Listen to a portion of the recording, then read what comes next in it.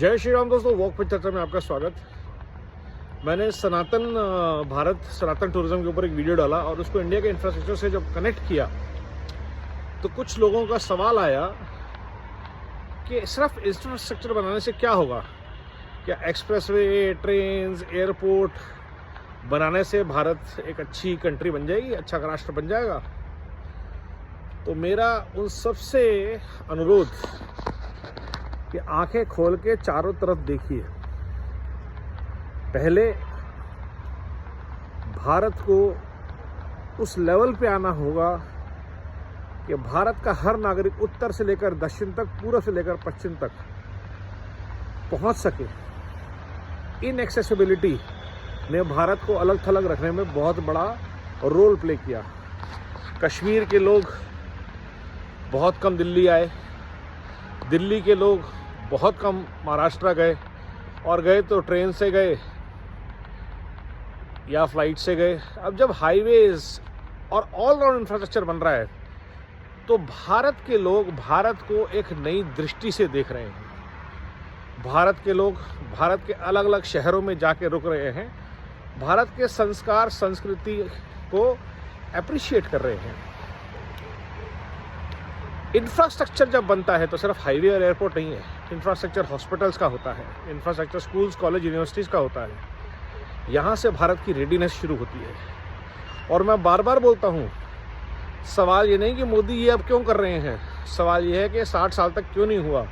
और कौन चाहता था कि भारत गरीब, पिछड़ा, नेताओं पे डिपेंडेंट, टूटा, लड़ता भिड़ता, धर्म जाति क्षेत्र के ऊपर राष्ट्र रहे? कौन चाहते थे? कौन सी ये पार्टियां? ये थी परिवारवाद से भ्रष्टाचार से लिप्त पार्टियां, और आज भी वो यही चाहती हैं। तो इसलिए जहां जहां भारत के उदय का काम होगा, जहां जहां भारत की प्रगति का काम होगा, वहां आपको ऐसी नकारात्मक सोचें मिलेंगी जो उसको डाउन करने की कोशिश करेंगी। और ये हर भारतीय का कर्तव्य है कि आज जो चीज़ें भारत के लिए पॉजिटिव हैं, भारत की ग्रोथ को बताती हैं, उसको आप बढ़ा चढ़ा के कहें, शेयर करें। भारत की ब्रांड वैल्यू, भारत की वैल्यू हर भारतीय के लिए गर्व का विषय है। जो 4 चीज़ें रह गई हैं उसको हम 100 गुना बताते हैं, और जो 94 चीज़ें अच्छी हो रही हैं उनके बारे में हम बात करना प्रेफर नहीं करते हैं।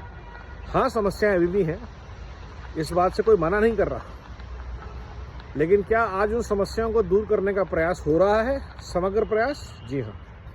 क्या सरकार फार्म रिकॉर्ड्स को डिजिटाइज कर रही है? एब्सोल्युटली कर रही है। क्या आधार, बैंक, मोबाइल की तिकड़ी ने कमाल किया है? बहुत बेहतरीन तरीके से किया है, और आपके आसपास है।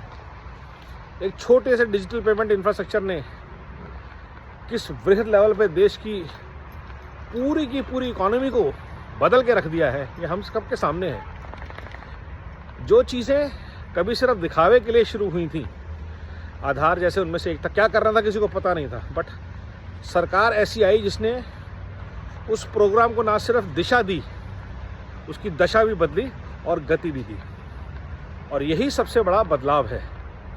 आउटकम ड्रिवन प्रोग्राम्स बन रहे हैं which will impact the larger population. गरीब सीनियर सिटीजन्स के लिए पेंशन का क्या रहे, आपके घर पे life time performance, life time warranty, आपकी जो ज़िंदा रहने की प्रूफ होता है वो आप घर से जनरेट कर सकते हैं आज की डेट में।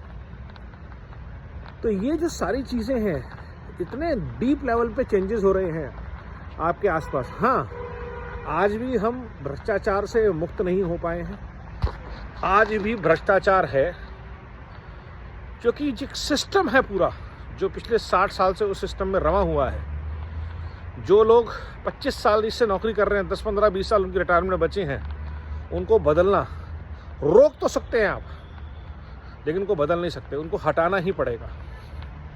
तो सरकार को कोशिश करनी पड़ेगी, पुरजोर कोशिश करनी पड़ेगी कि भ्रष्ट इकोसिस्टम्स को ध्वस्त किया जाए, चाहे वो पॉलिटिकल हो, चाहे वो ब्यूरोक्रेटिक हो, चाहे वो मीडिया के हों, किसी भी तरह के भ्रष्ट इकोसिस्टम को नेक्ससेस हैं, हम खुद भुगत रहे हैं बिल्डर और नोएडा अथॉरिटी के नेक्सस को, और सरकार से बार बार अपील कर रहे हैं। लेकिन क्या इस वजह से हमारा सरकार से विश्वास उठ गया है? नहीं। क्या उम्मीद है कि योगी जी और मोदी जी इस करप्शन नेक्सस को तोड़ सकते हैं? हाँ। क्यों?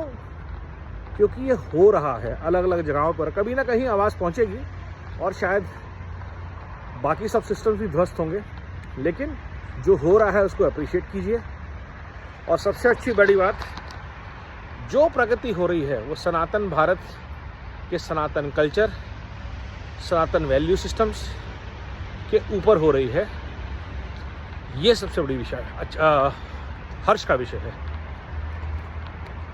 नमो भारत, वंदे मातरम, जय हिंद।